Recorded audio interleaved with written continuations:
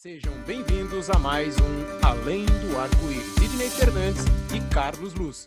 Olá, amigo. Olá, amiga ouvinte. Muito prazer. Eu sou o Theo Oliveira. Estamos aqui para mais um programa Além do Arco-Íris, com reflexões em torno da doutrina espírita. Rogamos ao Senhor da vida, abençoe nossos propósitos de bem servir. Estaremos hoje apresentando mais um estudo de caso com base em artigo de Sidney Fernandes. Falaremos hoje sobre a virtude estar no meio termo. Se você tem alguma sugestão para o nosso programa, mande seu e-mail para carloseduluz@uol.com.br carloseduluz@uol.com.br. E para o programa de hoje, mais uma vez no Além do Arco-Íris, temos as presenças de Carlos Luz e Sidney Fernandes. Olá, amigos. Eu sou Sidney Fernandes. Vamos contar com Theo Oliveira na apresentação e na sonoplastia e com Carlos Eduardo Luz para mais este programa Além do Arco-Íris. Equilíbrio, o melhor caminho. O ditado português, nem tanto ao mar, nem tanto à terra, sugere moderação e equilíbrio. Poderá parecer ao caro ouvinte que alcançar o comedimento é uma tarefa fácil, que apenas depende de uma certa determinação e persistência. Não é bem assim que as coisas funcionam. Aristóteles, um dos pensadores gregos de maior influência na cultura ocidental, elaborou a teoria do meio termo, segundo a qual o homem poderá desenvolver as qualidades de seu caráter, desde que consiga identificar os extremos. Por exemplo, entre a imprudência e a audácia, embora muito próximas, está a coragem. Ou entre a inércia e a ambição, está o trabalho empreendedor. Ou ainda, entre a carência e a riqueza, está a estabilidade financeira. Tudo consiste em se conscientizar dos pontos extremos e buscar, com todas as forças possíveis, a justa medida. O equilíbrio é o caminho da evolução. O texto evangélico, que diz ser mais fácil um camelo passar por uma agulha do que um rico entrar no reino de Deus, parece induzir-nos a pensar que Jesus tinha um santo horror à riqueza e que somente os pobres entrariam no reino dos céus. Na alta posição, o homem, desfrutando de autoridade e poder, realmente terá maiores tentações. Nem por isso, no entanto, estará impedido de fazer o bem. Tendo melhores condições, se conservar o equilíbrio e o bom senso, poderá sensibilizar-se com as carências alheias e ser solidário a elas. Nos dias atuais, temos um precioso exemplo no trabalho meritório da Fundação Bill e Melinda Gates, cujos fundadores, bilionários e filântropos, desde 20 de julho de 2006, dedicam-se a financiar dezenas de projetos para melhorar a qualidade de vida dos indivíduos, principalmente de comunidades carentes.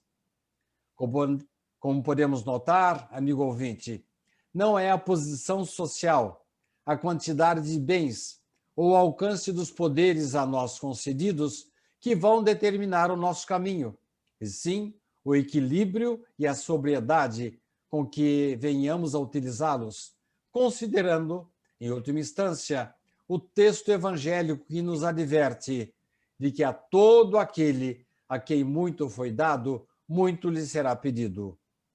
Tudo dependerá, portanto, de como vamos empregar os dons inatos, as facilidades e os talentos que recebermos da vida. Procuramos ser menos fúteis, orgulhosos e egoístas, ou será que permanecemos apegados aos bens materiais? Guardamos o equilíbrio, a sobriedade e o comedimento, ou nos deixamos empolgar pelos extremados vícios da vida? De acordo com o aproveitamento em favor de nossa economia espiritual e do próximo, será determinada a nossa responsabilidade. Carlos Eduardo Luz. O caminho do meio é uma lei natural? Sidney, podemos dizer que sim, pois uma lei natural deve ser confirmada por fatos observados na natureza.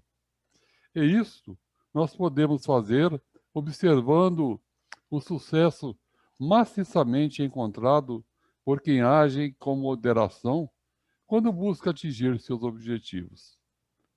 Podemos ainda reafirmar isso quando observamos nas filosofias oriental e ocidental recomendações como sendo o caminho do meio conveniente como prática de vida. Carlos, no trabalho voluntário nas casas espíritas, será que nós poderemos encontrar exemplos da importância do valor em se buscar o caminho do meio, em soluções de problemas práticos do dia a dia? Com toda certeza sim, viu, Sidney? Vamos observar, por exemplo, um voluntário que trabalha em uma casa de sopa, fornecendo alimento para crianças carentes, na faixa etária até 12 anos. Em um dado momento, aparece lá uma gestante de 20 anos, solicitando um prato de sopa. O voluntário, solícito, vendo a palidez da futura mãe, dá a ela o alimento requisitado. Alguém poderia dizer que este voluntário não cumpriu as regras da casa, que era a de atender pessoas com até 12 anos de idade. Mas, dentro da ideia do caminho do meio, poderíamos então justificar o comportamento dele. Olha, Carlos, se você me permite, saindo um pouquinho do nosso protocolo e do nosso texto, aliás, muito bem elaborado por você, você me fez lembrar das regras que nós, voluntários do albergue noturno, tínhamos para cumprir quando chegava um albergado, alguém buscando o nosso apoio, um abrigo no albergue noturno, assim, já assim, mais para lá do que para cá, depois de ingerir bebida alcoólica. A orientação que tínhamos é que realmente não oferecêssemos pouso para os alcoólicos, os embriagados. Mas, na certa ocasião, eu era um dos voluntários do albergue e estava chovendo muito. Estava um frio danado e apareceu um senhor lá, assim, bastante alcoolizado. E aí o que nós fizemos? Deixamos esse senhor por último, quando estava, assim, bem no finalzinho, já no fechamento do plantão, ele já estava, assim, um pouco mais consciente, nós o levamos para dentro e ele estava muito sujo, muito mal cheiroso, e nós demos um banho nele com sabão e coisa assim. Ele, acho que fazia muito tempo que não tomava um banho. Jogamos literalmente a roupa dele fora, conseguimos uma roupa nova para ele e, de uma certa forma, descumprimos as regras. Mas quem teria coragem de colocar uma pessoa no olho da rua com aquele frio, com aquela chuva? Então, foi um caso assim bem semelhante a esse que você narrou para nós. E não nos arrependemos dessa transgressão de regras, viu, Carlos? Mas agindo dessa maneira, alguém pode falar que o voluntário acabaria por gerar mais problemas, né? Mas aí a gente também responderia. Em princípio, parece que sim. A partir da exceção dada à gestante, ou então no caso da exceção que vocês deram àquele senhor, né, poderia acontecer de aparecer uma quantidade muito grande de pessoas adultas, no caso lá das gestantes, solicitando alimento. E dessa maneira a casa de sopa, por não poder suprir essa grande demanda, acabaria por fechar sem mais poder atender as crianças. Igualmente, no caso do albergue, ele poderia virar um centro de convenção de alcoólicos. Fica confortável para o alcoólatra encontrar um alimento, encontrar um abrigo. Isso aí até incentivaria ele a beber, né? Então, num primeiro momento, né, nessa análise aí, as pessoas que fazem essa crítica elas têm uma certa razão de ser, né, Sidney? Com certeza, Carlos. Mas, por outro lado, Carlos, negar o alimento àquela gestante faminta, e no meu caso, colocar aquele senhor para fora com aquela chuva muito forte, aquele frio intenso, seria uma falta de humanidade da nossa parte.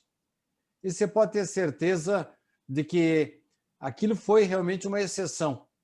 E os casos posteriores que surgiram, a regra voltou a funcionar. Mas, no caso que você contou, Carlos, na sua opinião, o que deveria ser feito? A gente tem que encontrar, Sidney, uma justificativa lógica para o problema. Nós temos a racionalidade que nos diferencia da animalidade, e é usando essa racionalidade, usando a lógica, usando a nossa inteligência, exercitando a nossa inteligência, é que nós devemos encontrar saídas como uma regra geral para os nossos problemas. Ou seja, nesse caso, é encontrar um caminho do meio que cumpra com o dever da caridade e que, ao mesmo tempo, não gere outras demandas à casa de sopa. Então, realmente, buscar uma solução lógica, uma solução coerente, uma solução pela inteligência, é o caminho mais difícil, vamos dizer assim. Mas é o que não gera problemas nem pela falta, nem pelo excesso. Agindo com inteligência, como não foi o caso que vocês fizeram lá no albergue, né, deixando por fim para servir a sopa, usar então, quer dizer, já não tinha mais para quem dar a sopa, aquela que sobrou no fim, né, às vezes até forçando um pouco que sobrasse, ela não ia fazer falta para ninguém. E aí atender a necessidade desse albergado. E no caso lá da jovem que também é mãe, poderia se usar também uma justificativa racional. Quer dizer, então, que sempre é possível em qualquer atividade humana, Carlos, não apenas na filantropia, na assistência ou mesmo na promoção social, é possível você ter uma certa flexibilidade, né, Carlos? Nem tanto o céu, nem tanto a terra. Quer dizer que este caminho do meio existiria, Carlos? Esse caminho do meio, ele existe sim, Sidney. Essa flexibilização aí, sem quebrar as regras, sem gerar demandas outras que complicaria o trabalho, ou seja ele voluntário, seja o trabalho do dia a dia, acontece. No caso da gestante, por exemplo, entender que ela tem no ventre um ser em formação e que esse ser necessita ser alimentado indiretamente ao se alimentar a mãe. Este ser em formação, obviamente, tem menos de 12 anos e se adequando, então, logicamente, à regra. Quer dizer, a gente não está deixando de cumprir uma regra. A gente está atendendo alguém que tenha menos de 12 anos. Esse alguém está no ventre materno. Quer dizer, isso aí, então, você não está quebrando a regra, está se mantendo dentro da caridade e não se sujeitando a críticas outras de alguém que poderia alegar que aquela situação geraria problemas para a casa espírita. Você tem toda a razão, Carlos. A gente sempre tem que ter o coração à mostra, a ponderação, o equilíbrio. E olha só como as coisas mudam, né, Carlos? Naquela época era um escândalo o atendimento de uma pessoa assim alcoolizada. Hoje as circunstâncias do albergue mudaram tanto que virou até um centro de atendimento de criaturas que utilizaram-se até de drogas para que se consiga a recuperação deles. Então, o tempo muda, né, Carlos? E a gente tem que flexibilizar um pouco as regras. Agora, Carlos, nós falamos desde o começo na lei natural, que por si só, o caminho do equilíbrio. Mas tem que ser desse jeito, Carlos? Não poderíamos simplesmente ter regras mais bem escritas, detalhadas, para contemplar todos os casos que pudessem surgir, Carlos? Sidney, o que justifica a burocracia para o burocrata, ou entendendo a burocracia, no caso, como um excesso de regulamentação, é exatamente esse pensamento, né? Entendo que a doutrina espírita nos convoca ao exercício da convivência para que, através dos diferentes pontos de vista, possamos, em conjunto, encontrarmos soluções que assim nos qualifiquem para uma coexistência fraterna. Dessa forma, o legislador que define leis ou regras deve ser sucinto, ou seja, econômico no texto de sua lavra, para que o mesmo contemple casos específicos, deixando as pessoas adequarem a eles diversas outras situações. Carlos, como determinação geral, como fazer que voluntários não fiquem sem regras e, por outro lado, não fiquem engessados com muitas regras? Existe um voluntário que não segue nenhuma regra, bem também como existe um outro que segue rigorosamente todas as regras, né, Sidney? Ambos não se adequam bem ao trabalho voluntário. O ideal, isso aí na prática, a gente está acostumado com isso na prática, é que em cerca de 95% das vezes deve-se seguir as regras e as flexibilizar em 5% das situações. Ou seja, é, de certa forma, um caminho no meio. O Carlos, você para mim, você e o Theo são assim as criaturas que mais bem aplicam as metáforas. E há uma metáfora de que você se utilizou numa pergunta que eu fiz tempos atrás para você. Aliás, é um artigo que você escreveu, que você, de uma certa forma, mostra um outro exemplo da aplicação do caminho do meio. Você poderia relembrá-la para nós, Carlos? Ah, sim, é bem lembrado. O Theo realmente, ele sempre aparece. E as metáforas dele são sempre ligadas ao esporte ou à música, né? Então ele é um metafórico especialista, viu, Sidney? Bom, mas então esse é outro exemplo de aplicação do caminho do meio. Na educação infantil, devemos agir como alguém que solta uma pipa, papagaio ou outro dos muitos nomes que rotulam em todo o nosso vasto território brasileiro. Ou seja, se dermos pouca linha ao papagaio, ele não sobe. Por outro lado, se dermos muita linha, ele cai no solo.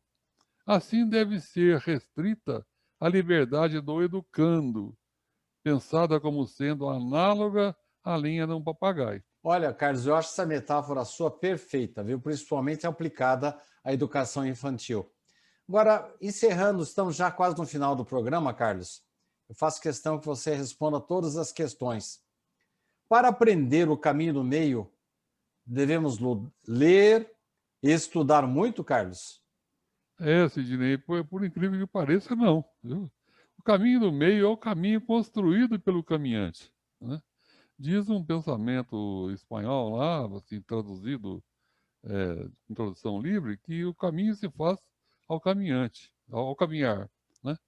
Então, passar por experiências que levam às extremidades das virtudes e dialogando é que se aprende a caminhar no centro. Como na ciência, neste campo, o conhecimento emerge da experiência. Ô, Carlos, vamos para a última questão do programa, que de uma certa forma dá um fecho a toda essa ideia do equilíbrio, da ponderação, né? Enfim, do equilíbrio. E o caso do rico, citado no Evangelho de Jesus? Como é que então ele seria definido, Carlos? Ele seria aquele que acumula riqueza só para si. Aquele outro, tendo posses, gera emprego, renda e oportunidades para diversas pessoas, não entra com toda certeza nessa classificação. O verdadeiro cristão se considera como um administrador dos bens de Deus, que estão temporariamente sobre sua responsabilidade. Assim sendo, Sidney e caro ouvinte, ele evita gastar com o supérfluo e dá sempre prioridade ao investimento de eventuais lucros na sua atividade produtiva. E assim gera mais emprego, mais renda e gera também riquezas para muitos. Ô Carlos, para encerrar, a gente poderia dizer então assim que num aspecto global nós encontramos na natureza o equilíbrio. E o homem precisa, como diria aquele ditado português que citamos no começo, nem ater-se nem tanto ao mar, nem tanto à terra, e buscando com o bom senso aplicar as regras, mas sempre tendo a bondade do Evangelho como pano de fundo, Carlos? Exatamente, porque a ideia de bom senso, ele é bastante genérico, né? Todo mundo diz que a coisa mais bem distribuída é o bom senso. Todo mundo acha que tem, né? Então, o que baliza o bom senso, que realmente mostra que nós estaremos agindo com bom senso, é nos atermos ao significado, né, da palavra bom senso. Quer dizer, é sentir o bom. E a referência é realmente as virtudes que estão no Evangelho de Jesus. Então, balizando nossas atitudes pelas virtudes do Evangelho, nós com certeza estaremos agindo com bom senso, e aí, no caso, bom senso, numa ideia absoluta do termo, que é como uma referência universal, que são os valores do Evangelho de Jesus. Ô Carlos, numa linha final, nós já estamos no limite do nosso tempo. Podemos dizer que a nossa consciência, que nada mais é do que a inspiração do nosso protetor espiritual, vai ser um indicativo justo, seguro, para que nos mantenhamos nas regras, mas sem perder a vista da bondade do cristão, Carlos? Sim, essa questão é uma questão que ela tem uma resposta mais ampla, porque a percepção, a nossa consciência, ela nos estimula, mas o nosso entendimento do que ela está nos estimulando vai depender das nossas experiências, dos nossos valores, dos nossos ideais. E aí, às vezes, pensando estarmos agindo no bem, né, inspirados pela nossa consciência, nós estaremos seguindo por um caminho paralelo, né? Então, seguir a nossa consciência deve sim ser um dos referenciais. Mas os outros referenciais que você citou do Evangelho de Jesus devem ser também considerados, e também a opinião de outras pessoas, opiniões gerais, né? A partir da hora que eu tenho que agir, eu ouço a opinião de outros, eu sigo a minha consciência e busco o referencial nas virtudes do Evangelho, aí com certeza eu estarei agindo no caminho do meio, com bom senso, sob a inspiração divina e ouvindo, inclusive, os conselhos do nosso protetor e guia, nosso anjo guardião. Muito bem, Carlos. Muito obrigado a você. E aqui eu me despeço e passo de volta para o nosso apresentador, nosso querido Theo Oliveira, para o encerramento. Muito obrigado você que acompanhou a nossa programação, o nosso programa Além do Arco-Íris de hoje. Que a paz de Jesus, o amor infinito de Deus e a sintonia com os bons espíritos estejam conosco. Estaremos de volta na próxima semana. Muito obrigado e até lá. Sejam bem-vindos a mais um Além do Arco-Íris. Sidney Fernandes e Carlos Luz.